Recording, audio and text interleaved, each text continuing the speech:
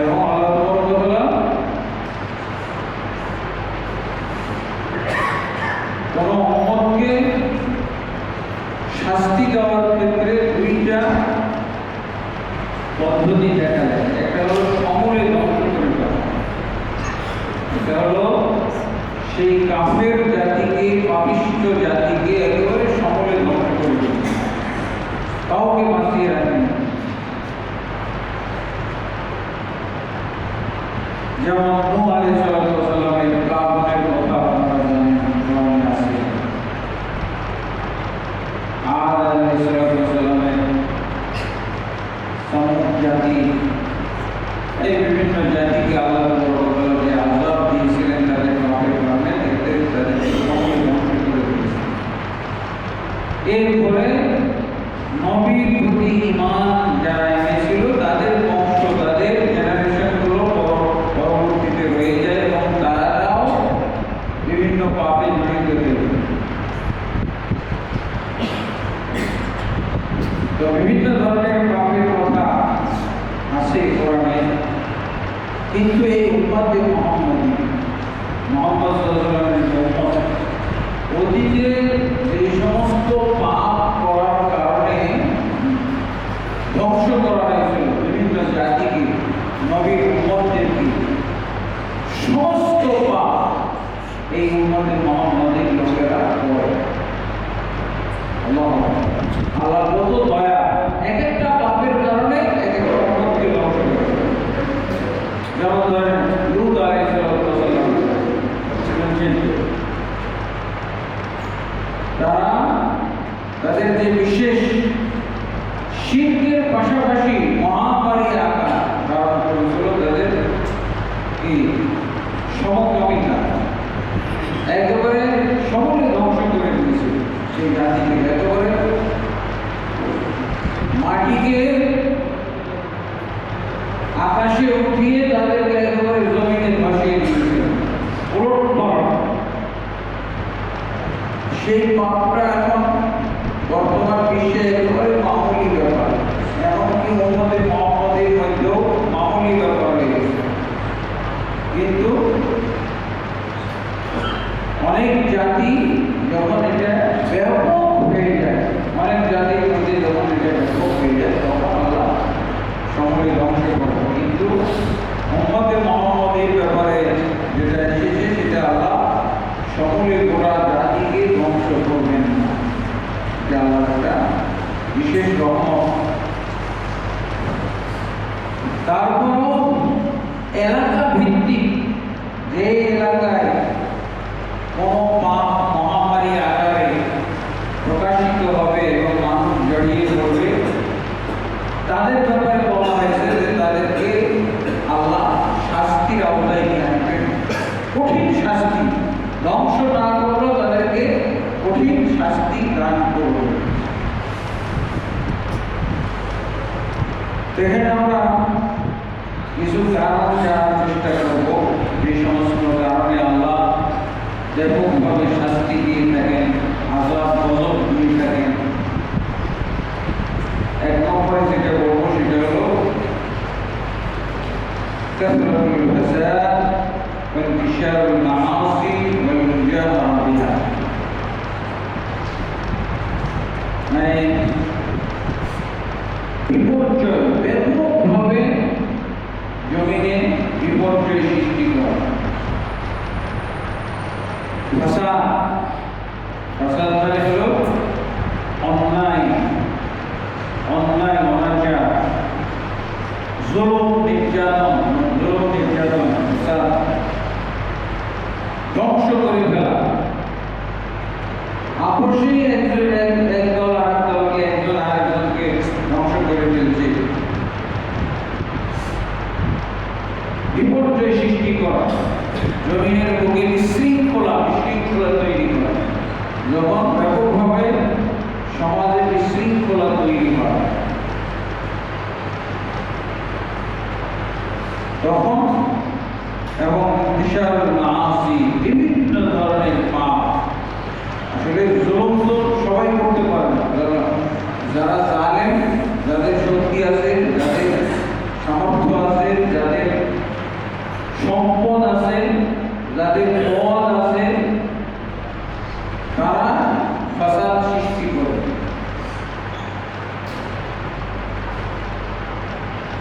সমাজের মধ্যে বিশৃঙ্খলা তৈরি করে আর বিভিন্ন ধরনের পাপ করতে তো আর শক্তি লাগে না। পাপ গরিব মানুষও পাপ করতে পারে, বরং বলা যেতে পারে বর্তমান যুগে পাপ আমরা কি বুঝি? আল্লাহ তাআলা আমাদেরকে যে উদ্দেশ্যে সৃষ্টি করেছেন ইবাদত করা, এই ইবাদত না করাটাই তো বিশাল বড় পাপ। ইবাদত না করাটা, আল্লাহর ইবাদত যদি না করে তাহলে তাকে কোরআনে ধরে নেওয়া হয়েছে সে শয়তানের ইবাদত, সে মনোবৃত্তির পূজাকারী, সে নিজের ধ্যান ধারণার পূজা করে ফেলেছে। যদি সে আল্লাহর ইবাদত না করে তাহলে জানতে হবে যে সে নিজের মনোবৃত্তির পূজা করতেছে, খেয়াল খুশির পূজা করে ফেলেছে, নিজের ধ্যান ধারণার পূজা করে ফেলেছে। খালি থাকার উপায় নেই, হয় আল্লাহর ইবাদত করবে না হয় শয়তানের ইবাদত, মাঝখানে আর কোনো রাস্তা নাই, নিরপেক্ষ হওয়ার কোনো সুযোগ নাই। শয়তানের ইবাদত করি হবে, আল্লাহর ইবাদত না করলে শয়তানের ইবাদত। এই আল্লাহর ইবাদতে নিয়োজিত না হওয়া, আল্লাহর ইবাদত না করা, এটি হলো সবচেয়ে বড় গুনাহ। সালাত ত্যাগ করা, যাকাত ত্যাগ করা, সিয়াম ত্যাগ করা, ইসলামের ফরজগুলোকে ত্যাগ করা, এটা হলো সবচেয়ে বড় গুনাহ। এমনকি ইবাদতটাকে যদি আল্লাহ এবং আল্লাহর রাসূলের নিয়মে পালন না করা হয় তাহলে এটাও এমন বড় গুনাহ হয়ে যায়। আপনি যত গুনাহ, কবিরা গুনাহ জানেন, সমস্ত কবিরা গুনাহ থেকে বড় গুনাহ হয়ে যায় ইবাদত না করা গুনাহ। আর ইবাদতটাকে আল্লাহ এবং আল্লাহর রাসূলের না সম্পাদন করা, এটাও গুনাহ। এমনকি যত কবিরা গুনাহ আছে শিরক এবং কুফরির পরে সমস্ত কবিরা গুনাহ থেকে বড় গুনাহ হয়ে গেল আপনি যে ইবাদত করতেছেন উল্টাপাল্টা নিয়মে, যে ইবাদতের কথা কোরআন হাদিসে নাই, এরকম ইবাদত করাও হলো এত বড় গুনাহ। এটা হলো এরপরে তো যেগুলোকে সাধারণ পাবলিক গুনাহ মনে করে, সবাই জানা আছে যে এগুলো গুনার কাজ। জিনা করা, জেনা ব্যভিচার করা, চুরি করা, ছিনতাই করা, ডাকাতি করা, এগুলো তো সাধারণ পাবলিক জানে। এগুলো কোরআনে কঠিনভাবে নিষিদ্ধ।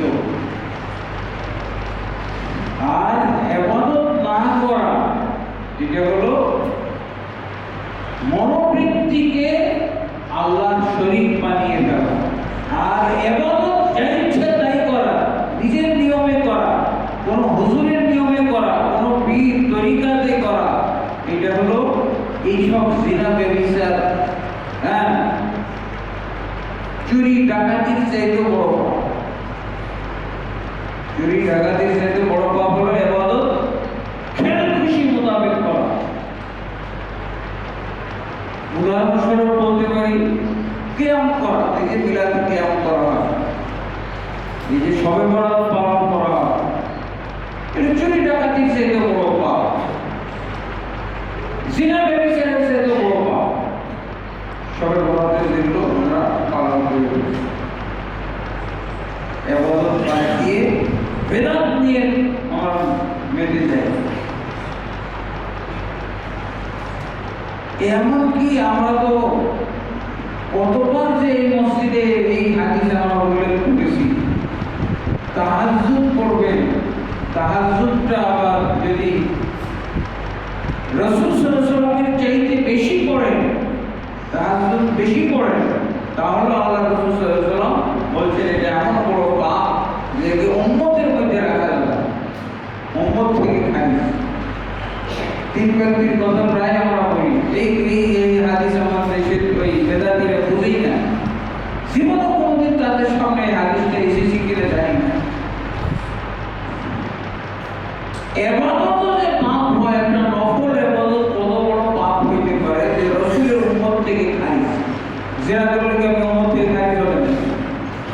খেলে কি আপনি উম্মত থেকে খারিজ হয়ে গেলেন? ঘুষ খেলে কি আপনি উম্মত থেকে খারিজ? এগুলো সবই কবিরা গুনাহ, সবই তো বড় গুনাহ, কিন্তু আপনি উম্মত থেকে খারিজ হবেন। কিন্তু রাসূল সাল্লাল্লাহু আলাইহি ওয়াসাল্লাম আগে উম্মত থেকে খারিজ করলেন সাহাবীদের তিনজন লোক। বলছে ইয়া রাসূলুল্লাহ, তারা আপোষে মানে অঙ্গীকার করতেছে বা তারা ফোন করতেছে একটা যে আমরা এইভাবে রাসূল সাল্লাল্লাহু আলাইহি ওয়াসাল্লাম তো মমে মদত করে, আমাদের এই মমে মদত করলে হবে না, কারণ রাসূল সাল্লাল্লাহু আলাইহি ওয়াসাল্লাম এমন ব্যক্তি যার আগে পিছের সব গুনাহ মাফ। এই জন্য অল্প সামান্য আল্লাহ রাসূল ইবাদত করতেছেন, এতে হবে, কিন্তু আমরা পাপী তাপী গুনাহগার, আমাদের এই অল্প ইবাদতে কাম হবে না। কি করবে? একজন বলছে আমি জীবনে যতদিন বেঁচে থাকবো সারা রাত জেগে ইবাদত করব। কি করবে? সে তাহাজ্জুদ পড়বে, সারা রাত জেগে কিয়ামুল লাইল পড়বে। কি বলছে? সারা রাত চুরি করব, সারা রাত ডাকাতি করব, সারা রাত তুমি কি বলে প্রস্পটের পড়ে থাকবো, এটা বলছে? কি বলছে? সারা রাত আমি ইবাদতে মশগুল থাকব।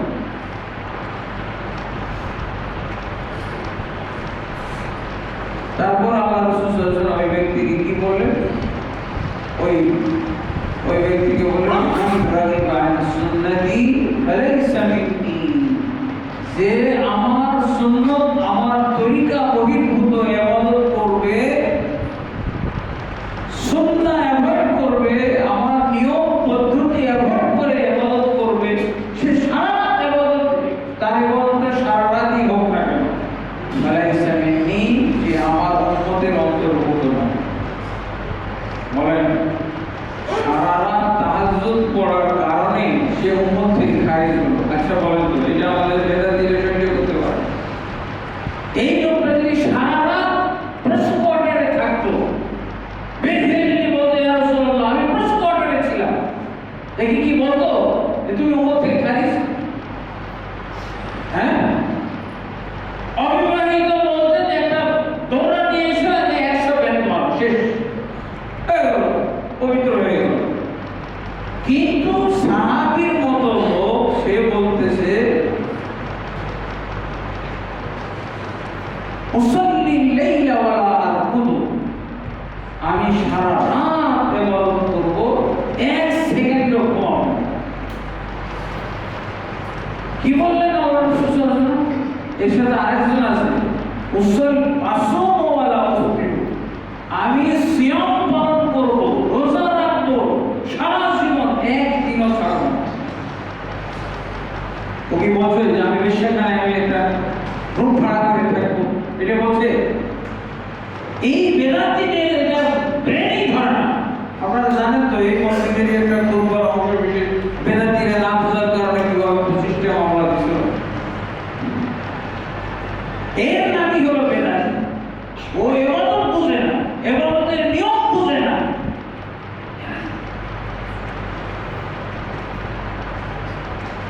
জানেন তো আপনারা এই মসজিদের খুতবার অংশ বিশেষ তারা উল্টা পাল্টা, তারা বুঝে না, তারা হলো গর্ধকের দল। এই বেদাতী মানে কি? গর্ধকের দল।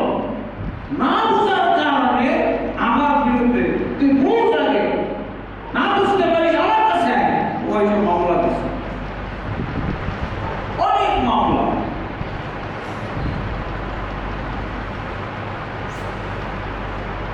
অসংখ্য চট্টগ্রাম, কক্সবাজার, ঢাকা, আর কোথায় কোথায় দিয়েছে।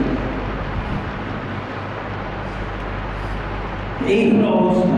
কি বলেন আল্লাহ রাসূল সাল্লাল্লাহু আলাইহি ওয়াসাল্লাম? কি বললেন? তিনজন সাহাবীকে, তারা কোনো অন্যায় কাজ করে না, সারা রাত চুরি করবো এটা বলছে না, সারা রাত ডাকাতি করবো এটাও বলছে না, সারা রাত বেশ্যাখানায় থাকবো এটা বলতেছে না, সারা রাত আমি কি বলে মানুষ হত্যা করে বেড়াবো এটাও বলতেছে না। কি বলছে? উসাল্লি ওয়ালা আরকুদু। প্রথম ব্যক্তি বলে আমি সারা রাত তাহাজ্জুদ পড়বো, সালাত পড়বো, নফল সালাত, সারা রাত তার ফরজ নাই, এসব 4 রাকাত ফরজ, এরপরেই শেষ, এরপরে কি নফল, ফজর পর্যন্ত নফল। কি বলছে? যেহেতু তারা সাহাবী, কিন্তু সাহাবীদের মধ্যে সাহাবীদের জন্য প্রথম মুআল্লিমকে রাসূল সাল্লাল্লাহু আলাইহি ওয়াসাল্লাম যে মুআল্লিম হয়ে এসেছিলেন, শিক্ষক, টিচার, কাদের টিচার ছিল? আমাদের না, সাহাবীদের টিচার, সরাসরি হলো সাহাবীদের টিচার।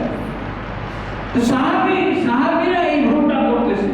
রাসূল সাল্লাল্লাহু আলাইহি ওয়াসাল্লাম তারা নিজেরা আপসে বলা বলি করছে, উসাল্লি ওয়ালা আরকুবু।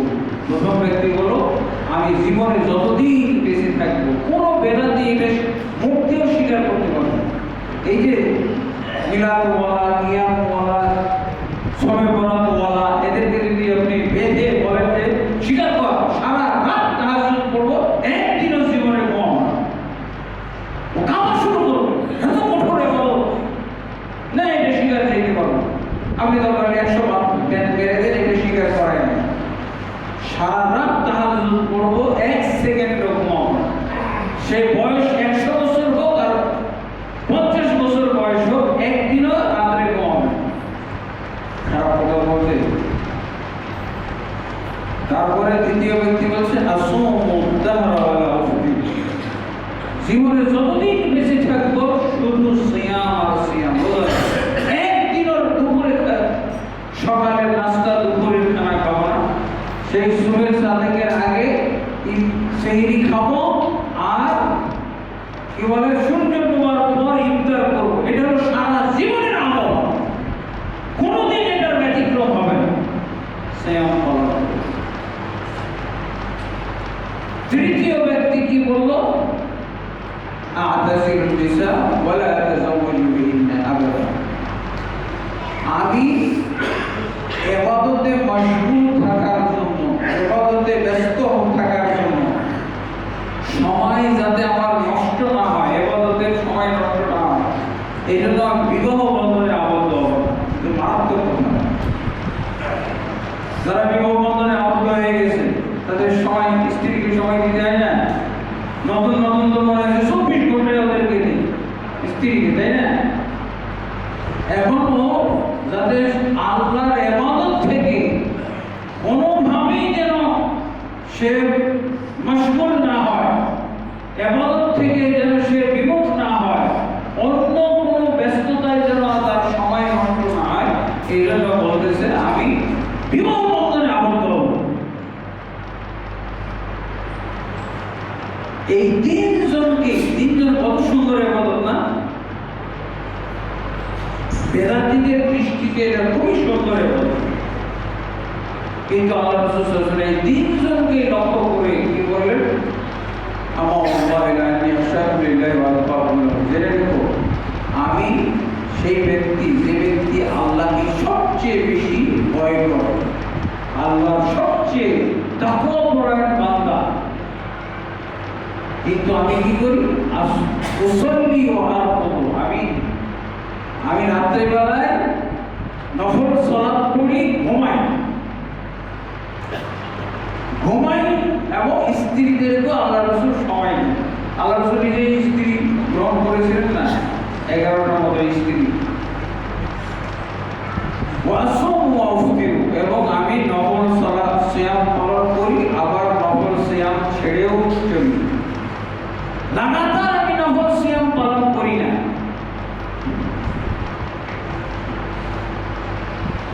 মান রাগিবা আন সুন্নতি ফালাইসা মিন্নি। এইভাবে ইবাদত করা, রাত্রি বেলায় ঘুমানো আর নফল সালাত পড়া, স্ত্রীদের সাথে বিবাহ বন্ধনে আবদ্ধ হওয়া, স্ত্রীদেরকে রাতে সময় দেওয়া এবং নফল সিয়াম পালন করা, নফল সিয়াম ছাড়া, এটাই হলো আমার সুন্নাহ। এই সুন্নাহ বহির্ভূত, এই নিয়ম বহির্ভূত যেই ব্যক্তি ইবাদত করবে, সেই ব্যক্তি আমার উম্মত থেকে খারিজ। সেই ব্যক্তি কি? কাদেরকে আল্লাহ রাসূল উচ্চারণ করলেন? তিনজন সাহাবীকে এভাবে হুমকি দিলেন। সাহাবীরা এরকম হুমকি পেলে কি আর ওই ইবাদত করে? সাহাবীরা অবশ্যই তারা এই ধরনের ইবাদত পালন থেকে বিরত ছিল, বিরত হয়ে গিয়েছিল এবং সবসময় রাসূলুল্লাহ সাল্লাল্লাহু আলাইহি ওয়াসাল্লামের তরিকা অনুসরণ করে তারা ইবাদত করতেন। রাসূল সাল্লাল্লাহু আলাইহি ওয়াসাল্লাম যা করতেন সেটা তারাও করত, যা ছেড়ে দিতেন সেটা তারাও ছেড়ে দিত। এটা হলো এই ধরনের ইবাদত না করা হলো শিরকি গুনাহ, কুফরি গুনাহ। আর ইবাদত করাটা নিজের খেয়াল খুশি পদ্ধতিতে, এটাও হলো মারাত্মক ইবাদত, মারাত্মক পাপ, যেটা অন্যান্য পাপের চেয়ে বেশি। মদ খাওয়া, একজন সাহাবীকে ধরে নিয়ে আসা হয়েছে, তিনি মদ খেলেন। এক সময় তো মদ হালাল ছিল, তাই না? মদ হালাল ছিল, 3টা স্তরে মদ হারাম করা হয়েছে। এক সাহাবী উনি মদ ছাড়তে পারেন না, কে বলেন? রাসূল সাল্লাল্লাহু আলাইহি ওয়াসাল্লামের যুগে আছে না, রাসূল সাল্লাল্লাহু আলাইহি ওয়াসাল্লামের যুগে মদ খোরের শাস্তি কার্যকর করা হয়েছে। মদ খাওয়া না পাওয়ার শাস্তি হলো জিনাকারী ব্যক্তির শাস্তি কার্যকর করা হয়েছে, ডাকাইতের শাস্তি কার্যকর করা হয়েছে, চোরের শাস্তি কার্যকর করা হয়েছে। মানে রাসূলের যুগে পাওয়া গেছে, আমাদের যুগেও পাওয়া যায়। আমাদের যুগে বেশি, রাসূল সাল্লাল্লাহু আলাইহি ওয়াসাল্লামের যুগে একেবারে নগণ্য এই ধরনের। রাসূল সাল্লাল্লাহু আলাইহি ওয়াসাল্লামের কাছে নিয়ে আসা হয়েছে, সেই লোকটার নাম হলো হিমার। একটু বুদ্ধি প্রতিবন্ধী ছিল, এদিকে নেশাও ছিল, আবার বিবেক প্রতিবন্ধী ছিল অনেকটা, মানে একটু হাবা বাবা টাইপের, কিন্তু মজা পেয়ে গেছে, এটা ছাড়তে পারতো না। এই জন্য তার ডাক নাম ছিল হেমার। এই হেমারকে নিয়ে আসা হয়েছে, হেমার মানে গাধা, একে নিয়ে আসা হয়েছে। চতুর্থবার মদ পানের কারণে তাকে চতুর্থবার নিয়ে আসা হয়েছে শাস্তি দেওয়া হবে। মদ পানের শাস্তি হলো এই যে চড় থাপ্পড় জুতা স্যান্ডেল মেরে তাকে বেইজ্জত করা, তাকে কবলানো। হ্যাঁ, আমাদের দেশে যেমন কান ধরে উপবাস করা, 40-50টা জুতা মেরে তারপরে ও কান ধরে উপবাস করে, এই যে একটা বিরাট বেইজ্জতি। হ্যাঁ, এই যে লাঞ্ছনা, এটি তার শাস্তি। তো এই লোককে এইভাবে আরো এর আগে 3বার বা 2বার শাস্তি দেওয়া হয়েছে। একজন সাহাবী এই লোকটার উপরে বিরক্ত হয়ে গেছে, তাকে যখন ধরে আনা হয়েছে আবার মদের কারণে তাকে শাস্তি দেওয়া হবে। এক সাহাবী বলছেন, লানাতুল্লাহি আলাইহি, এই হতভাগ, তোর উপরে আল্লাহর লানত পড়ুক, কতবার তুই একই অপরাধের শাস্তির সম্মুখীন হচ্ছিস? হ্যাঁ, তাও তোর হোশ হয় না, তোর জ্ঞান হয় না। আল্লাহ রাসূল সাল্লাল্লাহু আলাইহি ওয়াসাল্লাম যেই সাহাবী বললেন লানাতুল্লাহ, আল্লাহর লানত বর্ষিত হোক তোর উপরে, এই লোককে বকা দিলেন, তুমি এই পাপী ব্যক্তিকে লানত করতে পারো না, লানত করা যাবে না, কারণ সে যদিও মদ খেয়েছে আল্লাহ এবং আল্লাহর রাসূলকে সে ভালোবাসে, আল্লাহ এবং আল্লাহর রাসূলকে সে ভালোবাসে। আল্লাহ আল্লাহর রাসূলকে ভালোবাসার নিয়ম কি? ইবাদতের ক্ষেত্রে আল্লাহ এবং আল্লাহর রাসূলের যে নিয়ম, সেই নিয়ম সে বাস্তবায়ন করে। পাপের জায়গায় পাপ করতেছে, শয়তান তাকে করাইতেছে, শয়তানের চক্রান্তে পড়ে ভুলে যাচ্ছে, ভুলে গিয়ে আবার পাপ করে ফেলছে। তো সে আল্লাহ এবং আল্লাহর রাসূলকে ভালোবাসে। দেখেন, মদ খাইছে কিন্তু আল্লাহ এবং আল্লাহর রাসূলের ভালোবাসা আবার ঠিক আছে। তো শাস্তি কার্যকর করা হয়েছে, কিন্তু লানত, তাকে লানত অভিশাপ দেওয়া হলো নাজায়েজ, হারাম। এই হলো ইবাদতের ক্ষেত্রে পাপ।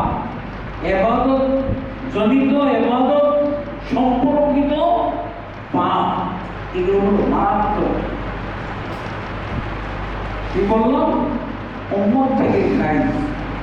ইবাদত না করাটা, এটাও কিন্তু বিশাল মারাত্মক পাপ। চুরি করলে হাত কেটে নেওয়া, জিনা ব্যভিচার করলে 100 ব্যান, অথবা বিবাহিত হলে তাকে পাথর মেরে হত্যা করে ফেলা, এগুলো কোরআনের নিয়ম।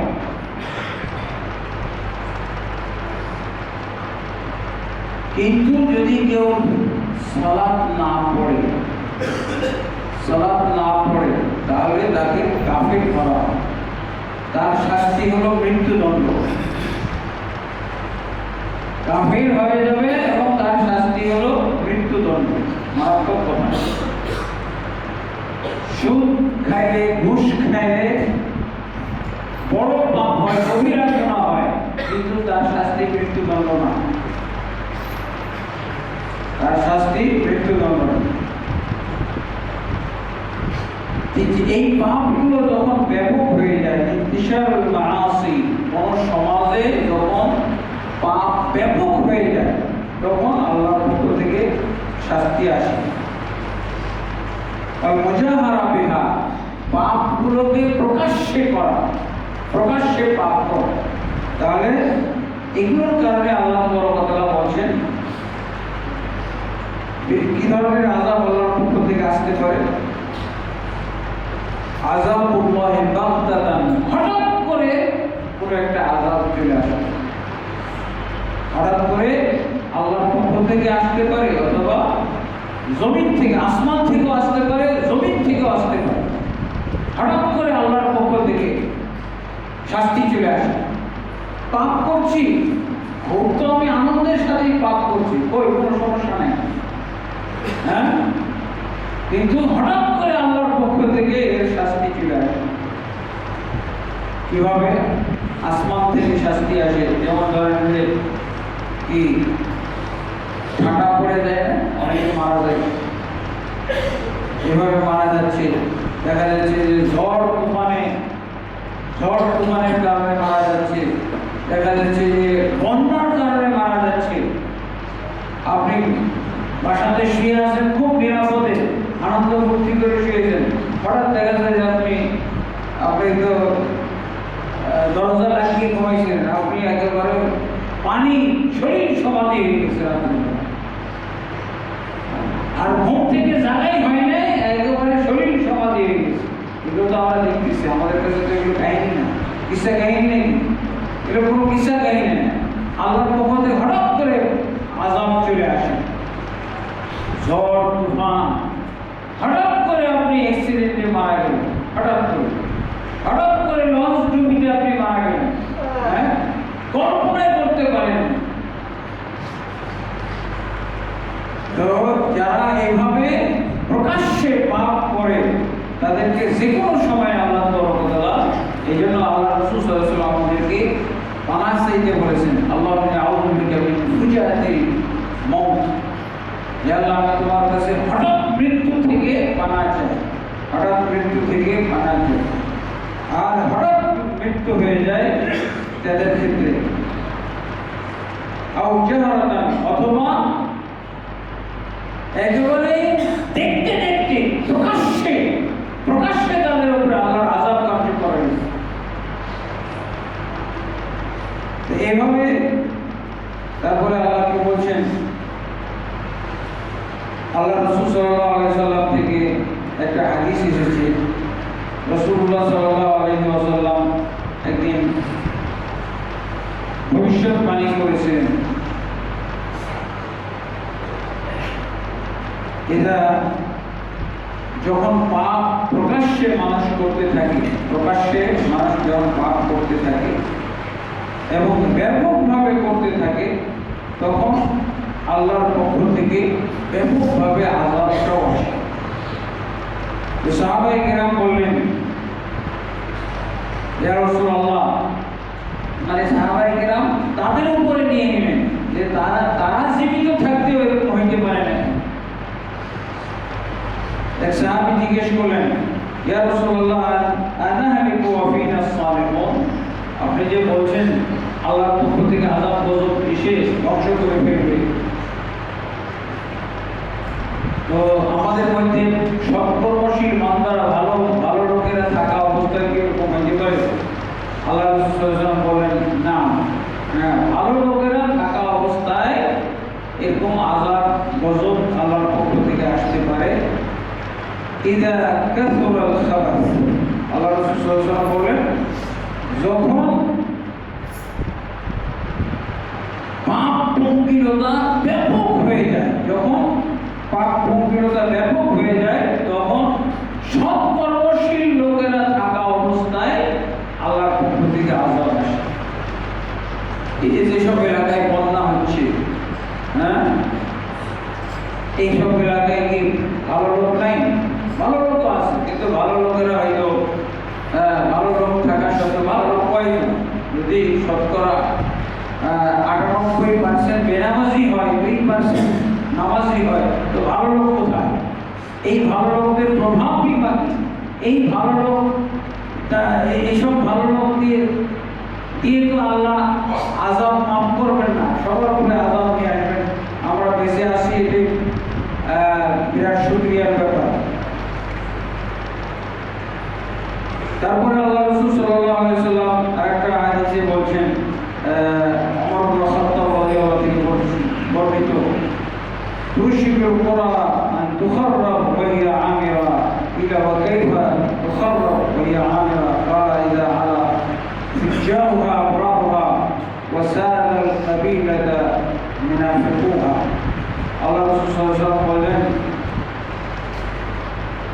যে অচিরেই, ওমর ইবনে খাত্তাব থেকে বর্ণিত হাদিস, অচিরেই জনপদগুলো ধ্বংস হয়ে যাবে।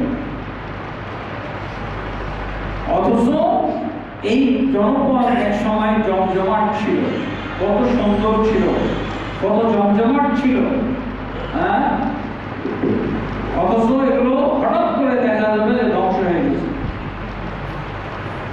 কিলা ওয়া কাইফা তুখাররাব ওয়া হিয়া আমিরা, এই জমজমাট শহরগুলো, জমজমাট জনপদগুলো, দেশ, এগুলো কিভাবে ধ্বংস, বিধ্বস্ত, নষ্ট হয়ে যাবে? ইদা আলা, আল্লাহ জবাব দিলেন, ইদা আলা ফিজাউহা আবরারুহা, যখন দেখা যাবে যে ওই দেশের, ওই শহরের, ওই জনপদের ফাসিক ফাজির লোকগুলো পরেজগার সৎকর্মশীল লোকদের উপরে প্রাধান্য পেয়ে গেছে। এদেরই মর্যাদা, এদেরই সম্মান। ফাসিক ফাজির আছে, ভালো মানুষ আছে, কিন্তু ফাসিক ফাজির লোকগুলোরই ওই সমাজে সম্মান করা হচ্ছে, শ্রদ্ধা করা হচ্ছে। এই সব সম্মানিত লোকদের কোনো সম্মান, শ্রদ্ধা তাদেরকে মানুষ গণেই না, এই ফাসিক ফাজির গুলোকেই গণতেছে, কারণ ওরা হলো নেতৃস্থানীয়। ওয়াসাদাল কাবিলাতা মুনাফিকুহা, আর যখন কোন দলে শাসন করবে মুনাফিকরা, মুনাফিকরা যখন কোন দলের শাসন করবে, তখন আমাদের দেশে তো আসলে তো মুনাফিক তৈরি হয় ইসলামী রাষ্ট্রে। ইসলামী রাষ্ট্রে মুনাফিক তৈরি হয়, যেখানে ইসলামের শক্তি, মুসলমানদের শক্তি বেশি, সেখানে কি করে? সেখানে মুনাফিকদের জন্ম হয়। কিন্তু আমরা এমন একটা সিস্টেম পেয়ে গেছি, এই সিস্টেমটাই মুনাফিক তৈরি করার সিস্টেম। সেটা কোনটা? গণতন্ত্র। গণতন্ত্র মানে কি? আপনি একসাথে মুসলিমও হবেন, হিন্দুও হবেন, বৌদ্ধ হবেন, খ্রিস্টানও হবেন, ইহুদিও হবেন, জৈন হবেন, সব কিছু একসাথে হতে হবে। কি মুনাফিকরা তো খুব রাসূল সাল্লাল্লাহু আলাইহি ওয়াসাল্লামের যুগে তারা মনে মনে কাফের ছিল আর প্রকাশ্যে মুসলিম ছিল। আর বর্তমানে কি দেখছি? এরা মনে মনেও মুনাফিক, প্রকাশ্যেও মুনাফিক। এই যখন অবস্থা হবে, তখন আর আল্লাহর আযাব গজব ঠেকানোর আর কিছু থাকবে না, একমাত্র আল্লাহ যদি রহম করে। তাহলে তো আমাদের দেশে, আমাদের সমাজে, মুসলিম দেশে দেখেছেন এই গণতান্ত্রিক রাজনীতির কারণে কত যে দেখা যায়, সে মসজিদে পরিষ্কার মানুষ আর মসজিদের বাইরে মুনাফিক, ইবাদতেও আছে, সে শিরকেও আছে, সে ঈমানেও আছে, কুফরিতেও আছে। আল্লাহ রাসূল সাল্লাল্লাহু আলাইহি ওয়াসাল্লাম বলেন যে এই যে ফাসিক ফাজির এবং মুনাফিকরা যখন সমাজের অধিপতি হয়ে যাবে, সমাজের তারা নেতৃত্ব দিবে, সমাজের কর্তৃত্ব তাদের উপরে থাকবে, তখনই আল্লাহর আযাব গজব আসবে। আসলে সম্মানী লোকদের সম্মান করা উচিত।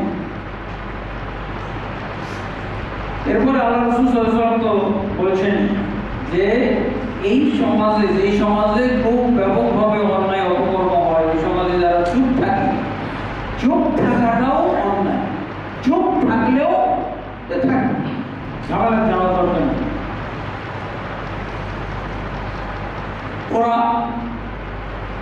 ওরা জিনাকে বিচার করতেছে রাস্তায়, আমার ঝামেলা যাওয়া দরকার নেই। ওই মহিলা বেপরদা উলঙ্গ হয়ে চলতেছে, আমার বলার দরকার নেই। হ্যাঁ, আমাদের সমাজটাতে এরকম হয়ে গেছে, বলা যাবে না, বুঝেছেন? এই হাদিসের বিপরীতে আমরা এই যে গণতান্ত্রিক নিয়ম হলো কি, আপনি আপনার স্বাধীনতা আপনি ভোগ করবেন, খুব আপনি ইসলাম গ্রহণ করতে পারেন, আবার আপনি ইহুদি ধর্ম গ্রহণ করতে পারেন, আপনি হিন্দু ধর্ম গ্রহণ করতে পারেন। যে এই গণতান্ত্রিক পরিবেশে, গণতান্ত্রিক সমাজে সেই হলো শ্রেষ্ঠ, সেই হলো সবচেয়ে ভালো মানুষ যে সব ধর্মকে, সব ধর্ম পালন করে। এক ভণ্ডকে বলতে শুনেছি, সম্ভবত এমপি ছিল নাকি, বলছে আমার মেয়ে বিয়ে দিয়েছে, আমার মেয়ে হিন্দুর সাথে বিয়ে দিয়েছে, যখন সে ইন্ডিয়া যায় তখন পূজা করে, আর যখন বাংলাদেশে আসে তখন নামাজ পড়ে, মুসলমান করে। যে মসজিদকে মহব্বত করে সে কখনো মূর্তি মন্দিরকে মহব্বত করতে পারবে না। যদি সে মহব্বত করে সে মুনাফিক, কোনো কথা নেই। মসজিদ মহব্বতকারী কখনোই সে মন্দির মূর্তি মহব্বতকারী হতে পারবে না। রাসূল সাল্লাল্লাহু আলাইহি ওয়াসাল্লাম কি করেছেন? কাফেরদের ভিতরেই তো রাসূলের কাজ ছিল। রাসূল সাল্লাল্লাহু আলাইহি ওয়াসাল্লামের কাজ কোথায় ছিল? কাফের মুশরিকদের মধ্যে। কি কাজ ছিল? এই কাফের মুশরিকগুলোকে হেদায়েত করা। আর গণতন্ত্রের নিয়ম হলো আপনি হেদায়েত করতে পারবেন। একটা মহিলা উলঙ্গ হয়ে চলতেছে, সে ওড়না হাতে নিয়ে চলতেছে, এভাবে হাতে পড়ে ওড়না, আপনি ওকে বলতে পারবেন না ওড়নাটা তোর বুকে দে, এটা বলতে পারবে না গণতান্ত্রিক দেশে। দেখেন না কিছুদিন আগে একজন মুরব্বী বলছে ওড়না নিয়ে আসে, হ্যাঁ, আবার তাকে উপদেশ দিছে যে মা তুমি এই ওড়নাটা তোমার বুকে দাও, আর খেপে গেছে। সারা বাংলাদেশ গণতান্ত্রিক মুসলমানরাও কিন্তু ওই মেয়েটার পক্ষে গেছে। হ্যাঁ, গণতান্ত্রিক মুসলমানগুলো ওই মেয়ের পক্ষে। কি স্বাধীনতা একটা জিনিস, বেপরদা স্বাধীনতা, জিনার স্বাধীনতা, কুফরির স্বাধীনতা, পেশার স্বাধীনতা, নেশার স্বাধীনতা, 98 বা 92% মুসলিমের দেশে এই সবটাই আগে নিতে হবে। কোনো স্বাধীনতা নাই, আল্লাহর বিধানের কাছে কোনো স্বাধীনতা তোমার চলবে না। এই সবক আগে নিতে হবে, কোনো স্বাধীনতা নাই। আল্লাহ যেটাকে হালাল করেছেন ওই হালালের মধ্যে তোমাকে সীমাবদ্ধ থাকতে হবে। আল্লাহ যেটাকে হারাম করেছে সেই তোমার মুখ দিয়ে, তোমার অন্তর দিয়ে ওটাকে হারাম জানতে হবে। কিসের স্বাধীনতা? তুমি স্বাধীনতা ভোগ করতে হলে আগে তোমাকে হিন্দু ধর্মে যাইতে হবে, আগে তুমি বৌদ্ধ হয়ে যাও, আগে তুমি ইসলামকে ইস্তফা দিয়ে স্বাধীনতার কথা চিন্তা করবে। স্বাধীনতা, বাক স্বাধীনতা, এই 90% 99% মুসলিমের দেশে বাক স্বাধীনতা হলো কুফরি কথা। বাক স্বাধীনতা মানুষের থাকবে, থাকা উচিত, এই কথা বলাটাই হলো কুফরি কথা, মুরতাদ হয়ে যাওয়ার কথা। বাক স্বাধীনতা বলে কিছু নেই, ইসলাম ধর্মে নেই। তুমি হিন্দু ধর্মে কি এইসব কথাবার্তা বলো? কর্ম স্বাধীনতা নাই, পেশাগত কোনো স্বাধীনতা নাই। তুমি চাইলে বেশ্যাগিরি করবা, প্রস্টিটিউট এখানে খুলবা, কোয়ার্টার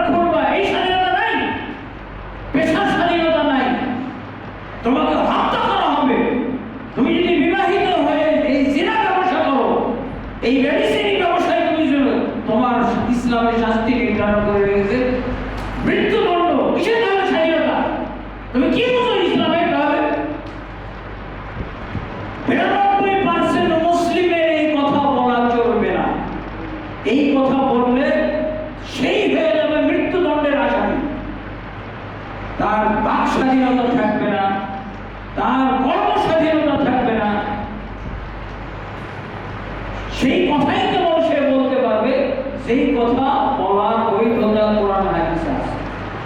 আল্লাহর বিরুদ্ধে কোনো কথা বলার বাক স্বাধীনতা নাই, রাসূলের বিরুদ্ধে কোনো কথা বলার বাক স্বাধীনতা নাই, ইসলামের নিয়ম কানুনের বিরুদ্ধে কোনো বাক স্বাধীনতা নাই। কাজেই এইগুলো আগে ঈমান আনতে হবে। এই কথাটাই হলো কুফরি কথা। এইটা হলো হিন্দু, বৌদ্ধ, খ্রিস্টান এরা গণতন্ত্রের নিয়মে এটা আছে স্বাধীনতা। আপনি কাউকে দাওয়াত দিতে পারবেন না। রাসূল সাল্লাল্লাহু আলাইহি ওয়াসাল্লাম কি করে? তোমার তো হিন্দু থাকা দরকার ছিল, তুমি তো মুশরিক থাকা, তুমি তো আবু জাহেলের দল থাকার কথা ছিল। যদি রাসূল সাল্লাল্লাহু আলাইহি ওয়াসাল্লাম দাওয়াতের স্বাধীনতা না পেতেন, আল্লাহ স্বাধীনতা দিয়েছে সবাইকে দাওয়াত দিয়ে মুসলমান বানাইতে হবে আছে। আর গণতন্ত্রের নিয়মে আপনি কোনো হিন্দুকে ইসলামের দাওয়াত দিতে পারবেন না, কোনো বৌদ্ধকে ইসলামের দাওয়াত দিতে পারবেন না, কোনো খ্রিস্টানকে ইসলামের দাওয়াত দিতে পারবেন না। কারণ ওটা হলো তার স্বাধীনতা, ধর্মের স্বাধীনতা। এগুলো কুফরি কথা। এসব কোনো 92% মুসলমানের মুখ দিয়ে বের হয় এরকম কথা, তাহলে সেই কাফের যে মোরতাদ তার শাস্তি হলো ইসলামী রাষ্ট্রে মৃত্যুদণ্ড। ইসলামে নিয়মের স্বাধীনতা নাই, ইসলামে কোনো বাক স্বাধীনতা নাই, ইসলামে সব হলো আল্লাহ অধীন। স্বাধীন বলে কিছু না, আল্লাহর অধীন, রাসূলের অধীন, ইসলামের বিধিবিধানের অধীন থাকতে হবে।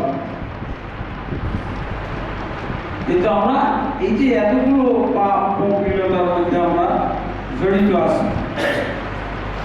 রাসূলুল্লাহ সাল্লাল্লাহু আলাইহি ওয়াসাল্লাম বলছেন, একটা উদাহরণ দিয়ে বলেছেন যে দেখেন সমাজে যখন পাপ হয়, কেউ যখন বাধা দিচ্ছে না এবং পাপ ব্যাপক হয়ে যাচ্ছে, কেউ বাধা দেওয়া নাই। বাধা দিবে কেন? বাধা দেওয়া তো তারা গণতন্ত্রের একটা কুফরি নিয়ম দিয়ে এই যে বাক স্বাধীনতায় খর্ব করা যাবে না, কারো কর্ম স্বাধীনতায় খর্ব করা যাবে না, হ্যাঁ, কারো দৃষ্টিভঙ্গি যে ইচ্ছা নাস্তিক হইতে পারে, যে ইচ্ছা নাস্তিক হয়ে যাবে, যে ইচ্ছা মুক্ত মনা হবে, যে ইচ্ছা হিন্দু ধর্ম গ্রহণ করবে, যে ইচ্ছা হিন্দু ধর্মাবলম্বীকে বিবাহ করবে, যে ইচ্ছা খ্রিস্টান হবে, যে ইচ্ছা বৌদ্ধ হবে, এগুলো কুফরি কথা বলে। এই স্বাধীনতার শিরোনামে যা কিছু বলা হয় এই গণতান্ত্রিক দেশে মুসলমানের মুখে যা বেরোয় সব কুফরি কথা, নানাভাবে কুফরি কথা, এবং এটা তার অজ্ঞতার সার্টিফিকেট। বাক স্বাধীনতা, নিয়ম স্বাধীনতা, কর্ম স্বাধীনতার কথা যারা বলে মুসলিম পরিচয় দিয়ে, এইটা তাদের জন্য ভিন্নতা, ইসলাম থেকে খারিজ হওয়ার চিন্তাধারা, কথাবার্তা। অতএব আর ইসলামের নিয়ম হলো আপনি কোন একটা অন্যায় হচ্ছে চুপ থাকতে পারবেন না, অন্যায়ের প্রতিবাদ করতে হবে, অন্যায়ের প্রতিবাদ করতে হবে। আর গণতান্ত্রিক নিয়ম বলে না, যত অন্যায় আপনার সামনে চোখের সামনে ঘটতে দেখতেছে এইটার আপনি প্রতিবাদ করতে পারবেন না, খুব জোর আপনি ভিডিও করতে পারবেন, নাকি মোবাইল দিয়ে ভিডিও করবেন।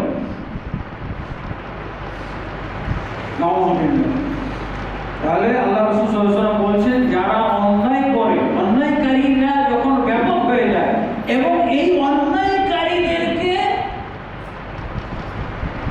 সমর্থনকারীরা যদি বেশি হয়, সমর্থন বলতে কি আপনি কিছু বলছেন না, বলছে ও সমস্যা দরকার নেই, আমার বাধা দেওয়ার দরকার নেই, এটাকে কি বলে আল-আমরু বিল মারুফ ওয়ান নাহয়ু আনিল মুনকার।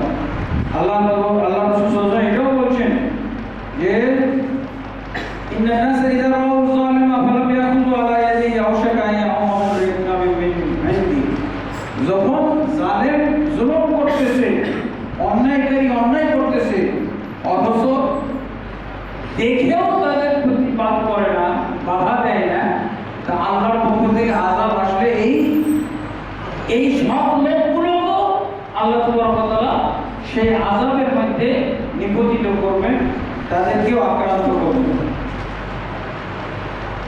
তারপরে শুধু তাই না, আল্লাহ রাসূল সাল্লাল্লাহু আলাইহি ওয়াসাল্লাম বলেছেন, হুযায়ফা ইবনে ইয়ামান রাদিয়াল্লাহু তাআলা থেকে বর্ণিত হাদিস, ওয়াল্লাযী নাফসি বিয়াদিহি লা তা'মুরুনা বিল মা'রুফ ওয়া লা তানহাউনা 'আনিল মুনকার আও লা ইউশিকান্না আল্লাহ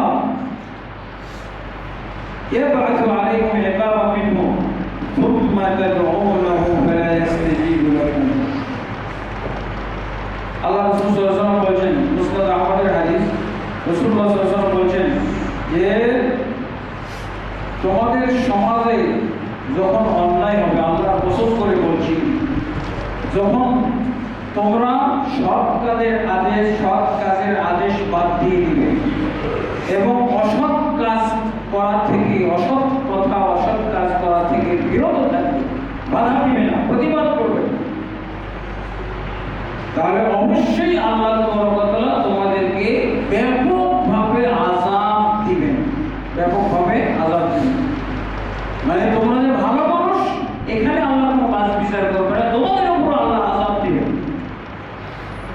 এবং তোমরা যদি এই আযাব থেকে বাঁচার জন্য দোয়া করো আল্লাহর কাছে, আল্লাহ কি হয়ে গেল সমাজটা, আল্লাহ তোমার থেকে এত আযাব, এত গজব, এত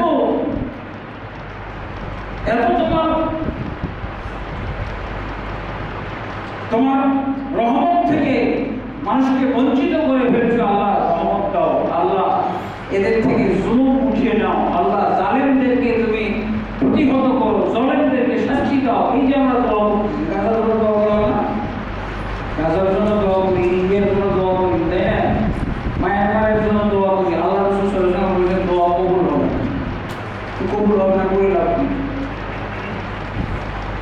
অযথা দোয়া করতেছি আমরা। দোয়া কবুলের জন্য আমাদের সামাজিক এই দায়িত্বগুলো পালন করতে হবে, যে অন্যায় হচ্ছে এই অন্যায় প্রতিবাদ করতে হবে। তাহলে আমাদের সমাজে যখন ব্যাপকভাবে আযাব গজব আসতেছে, ব্যাপকভাবে মানুষ এই যে পাপ কাজ করতেছে, অন্যায় কাজ করতেছে, অশ্লীলতা বেহায়াপনায় জড়িয়ে গেছে, অথচ আমরা বলছি করলে করো, আমার কি, এই যখন অবস্থা হবে, তা আল্লাহ যে আযাব পাঠাবেন, এই আযাব থেকে রেহাই পাওয়ার জন্য যে দোয়া করবে, এই দোয়া আল্লাহ কবুল করবেন। তোমরা যখন দেখবে যে চতুর্দিক থেকে বিপদ, মুসলমানদের উপরে বিপদ আসতেছে, তখন দোয়া করলে আল্লাহ দোয়া কবুল করবে, হচ্ছে না? তাই আমরা দোয়া করতেই থাকলাম, গাজা শেষ, কোনোদিন দোয়া করলাম না, কোনোদিন নাজিলা করলাম, কিন্তু কাজ হচ্ছে না। এটা হলো এরকম আমাদের। তার মানে 92% মুসলমানের নিয়ম হলো, যা পাপ হয়, যা কুফরি হয়, যা শিরক হয়, জিনা ব্যভিচার হয়, সুদ ঘুষ খায়, এগুলো কোনোটাই বাধা দেওয়া, এই তো নিয়মে চলতেছে। কারণ কি, এটা তার কর্ম স্বাধীনতা, এটা তার বাক স্বাধীনতা, এটা তার নিয়ম স্বাধীনতা, এটা তার পেশা স্বাধীনতা, এটা তার নেশা স্বাধীনতা। এইগুলোর নামে আমরা নিয়ম বানিয়ে ফেলেছি স্বাধীনতা তারা খর্ব করার জন্য। যেই অথচ আমার পাপ আযাব গজব থেকে বাঁচার জন্য নিয়ম হলো বাধা দেওয়া, স্বাধীনতা চর্চা করতে না দেওয়া। অথচ আমরা নিয়ম বানিয়ে এখন স্বাধীনতা দান করেছি, পাপ করার স্বাধীনতা। বুঝিনা করুক, বেবিসের করুক, ও প্রস্পোর্টার খুলুক, ও যে লাইসেন্সও তো দিচ্ছে, লাইসেন্স দিচ্ছে না, জিনার লাইসেন্স, নাউযুবিল্লাহ। শুধু তাই না, সরকার দিচ্ছে, তাই না, আমাদের দেশের মুফতি মহাদেশরা জিনার লাইসেন্স দিচ্ছে। এই যে কাজী অফিসগুলো কি করে, সব জিনার লাইসেন্স দিয়ে বসে আছে। বাপ মাকে না বলে চলে এসেছে, বলছে বাবা আমাকে টাকা দাও, তোমার আমি বৈধ করে দিই, তুমি বাড়িতে বসে বসে জিনার ব্যবসা করো, বাচ্চা ফুটাও, কোনো সমস্যা নেই। হুজুররা এখন এই জিনার ব্যবসার সমর্থক হলো এই মুফতি মহাদেশ তথাকথিত এই বজ্জাত হুজুরগুলো। ওলি ছাড়া বিবাহ হবে, হানাফি মাযহাব, ওলি ছাড়া বিবাহ হবে, হানাফি মাযহাব, বাস কি মজা।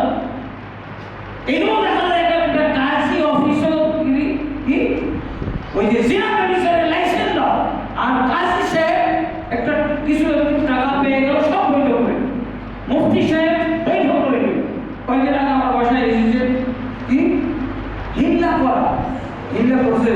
আমার স্ত্রী আছে, তো তোমার বউকে যদি আমি হিল্লা বিবাহ করি, তো আমি যদি বাসায় নিয়ে যেতে তো আমাকে পিটবে, আমার স্ত্রী আমাকে মারবে, গণবর হয়ে যাবে, তোমার বাড়িতেই হিল্লা করবে। ওই ঘরে স্বামী থাকতেছে, এই ঘরে হিল্লা চালাইতেছে। হুজুর, এইগুলো হুজুরকে একেবারে প্রকাশ্যে নিয়ে এসে একেবারে দৌড়া মেরে মেরে এদেরকে হত্যা করা উচিত। ফালতু হুজুর এগুলো জিনা করেছে। কি সুন্দর নমুনা বের করছে। তোমার স্ত্রীকে হালাল করবো, তো আমি যদি তোমার স্ত্রীকে বিবাহ করে আমি বাড়ি নিয়ে যাই তো সমস্যা, আমার স্ত্রী তো এটা মেনে নেবে না, তো কি করবে, তোমার বাসাতে আমাকে একটা রুম দাও, ও জিনা করেছে বলছি 6 মাস যাবো ছাড়ি না, 6 মাস চলতেছে, পাশের রুমে এই এই এই সব মুখটা পড়ে আছে, আর তার পাশের রুমে তার স্ত্রীকে নিয়ে 6 মাস হলো বলছে আমি তালাক না দেওয়া পর্যন্ত তুমি তোমার স্ত্রীকে স্পর্শ করতে পারবে না। পরে এই দৃশ্য দেখে কি একজন স্বামীর ভাল লাগে বলে? এটাই হলো বজ্জাত মুফতিদের, এই যে বজ্জাত মুফতিগুলো বলছে হানাফি মাযহাব, বলছে বিবাহ হানাফি মাযহাব, এটাও এই যে এই মাসলাটাই হলো জিনা কামিসের লাইসেন্স, সেই লাইসেন্সটা হুজুর মুফতি মাদ্রাসা দিয়েছে। নাউজুবিল্লাহ, আল্লাহ তাআলা এর থেকে জাতিকে বারবার করুন এই সব বজ্জাত হুজুর মুফতি মাদ্রাস থেকে। কত খারাপ বিষয়, এরা এসে আমার কাছে ফতোয়া নিতে, কেউ কে তারা আমার নাম্বার দিয়েছে, আমার নাম্বার দিয়েছে, একই বাড়িতে স্বামীর বাড়িতে তার স্ত্রীকে নিয়ে 6 মাস ধরে আছে। এটা কি আল্লাহ তাআলা আমাদেরকে হেদায়েত দান করুন।